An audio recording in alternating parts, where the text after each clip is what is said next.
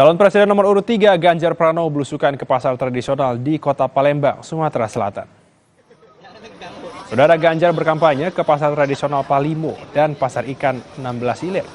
Ganjar berkeliling dan mengecek harga bahan kebutuhan pokok seperti beras dan telur. Ganjar juga menikmati pempek, kuliner khas Palembang. Menurut Ganjar, penting untuk melihat fakta di lapangan untuk menghadapi debat capres. Salah satunya soal tingginya harga jagung untuk pakan ternak. Pak Mas, apakah belusukan hari ini ke pasar-pasar sebagai salah satu bentuk materi juga untuk debat terakhir nanti? Oh pasti.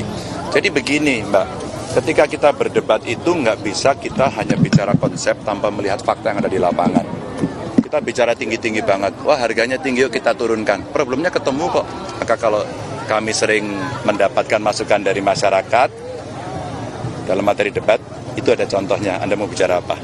Itu data, itu fakta.